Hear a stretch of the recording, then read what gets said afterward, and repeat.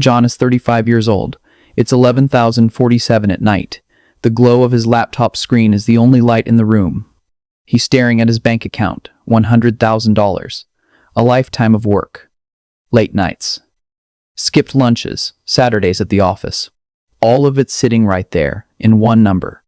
And he thinks, this is it. This is finally enough to buy a house. John makes $90,000 a year. He lives in a mid-sized city in the Midwest, single, no kids, doesn't overspend, doesn't waste money. By every measure, he's done everything right. He opens his calculator. He runs the math.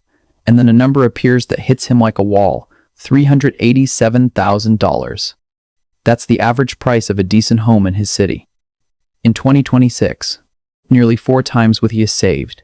But John doesn't panic. He tells himself, I have $100,000 for a down payment. I'll finance the rest. He starts building the plan. Then the bank's email arrives.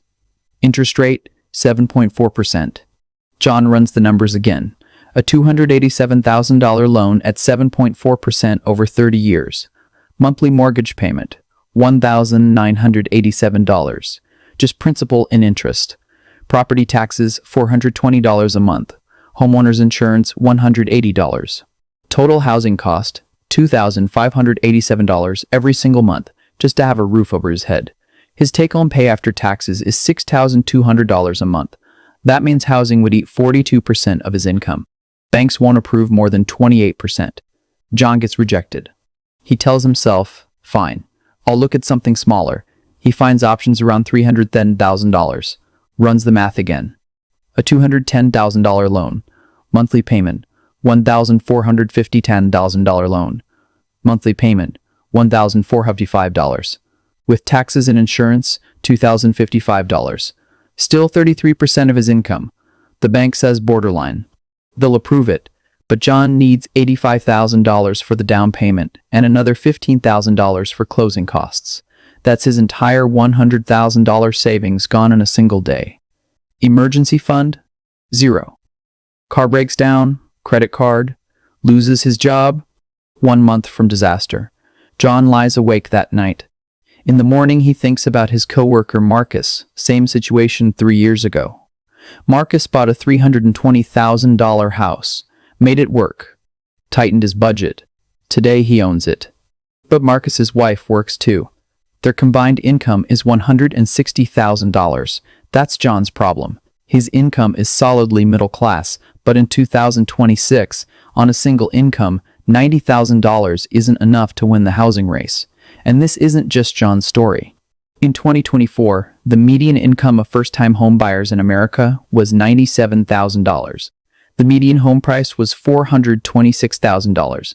If you're earning $90K, Kizier's already below the average buyer. And the market has quietly pushed you out. How did it get here? It didn't happen overnight. In 2020, COVID hit. Mortgage rates dropped to near zero. People rushed to buy homes. Prices jumped 40 to 50% in just 2 or 3 years. Then in 2022, the Federal Reserve started raising rates to fight inflation. Rates went from 2.8% to over 7%. But home prices didn't fall. Because everyone who locked in those 3% rates refused to sell. Supply dried up. Demand stayed strong. Prices froze at the top. John is caught on both sides. He can't afford to buy. And rent has gotten so high he can barely save. His one-bedroom apartment that cost $1,100 in 2019 now costs $707. Utilities, groceries, car insurance, everything is 25 to 30% more expensive. His salary went up too, but inflation already swallowed that raise whole. And here's the part nobody talks about. The down payment problem isn't just $100,000. John saved that. The real problem is that while he was saving it, home prices were rising faster than he could save. A house that cost $280,000 in 2020 cost $387,000 in 2026. John saved $100,000. The market demanded $107,000 more. A treadmill. Running. Never arriving. And then comes the thing that hurts the most.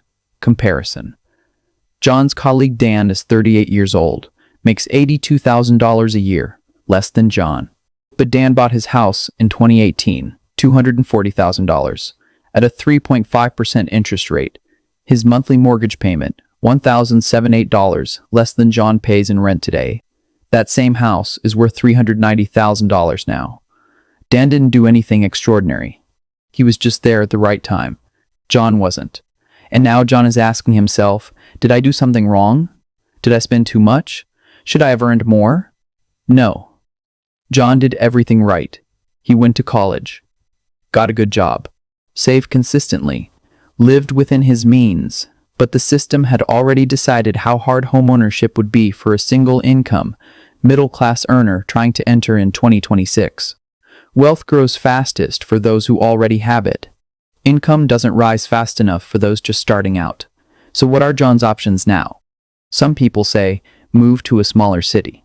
But the job market is weaker there. John's work isn't remote. Some say, get a roommate. But John is 35. That feels like going backwards. And practically, it's complicated. Some say, put the money in stocks, index funds, let it grow. And they're not wrong. John's $100,000 invested in VOO would have grown to nearly $114,000 in 1 year alone. No tenants, no repairs, no rejection letters. But stocks don't give him a roof. Returns don't solve the housing problem when the market is asking $387,000 and the bank is already calling him borderline. The real answer isn't one simple move. It's understanding the system first, then choosing the right play for his actual life. If John wants to buy a loan, he should target homes under $330,000. States where prices are still manageable: Ohio, Indiana, Kansas, Missouri. Lower property taxes. Lower insurance. Put 20% down to avoid PMI. Monthly payment stays under $1,700. Or wait 2 to 3 more years. If rates drop below 6%, the same house costs $300 less per month. The Fed is pushing for more construction. Supply may loosen in 2027 and 2028. Or invest the money, keep renting, build more savings, and buy with greater leverage later. There's no single right answer. But all of these options only work when John understands the system, when he knows the numbers, when he stops asking, what did I do wrong? And starts asking, what does the market actually look like and where do I fit inside it? John is 35 years old. It's 11:47 at night. He has $100,000 in his account. That money is real. His effort is real. His frustration is completely valid. But the most important thing is this: John still has choices. Buy now, invest instead, wait it out. None of these doors are closed. None of them are forced. The generation before him bought at the right time. A lot of that was luck. But John is the generation that understands when luck is working, and when you have to swim against the current instead. And the person who understands the system, slowly, quietly, usually finds their way through.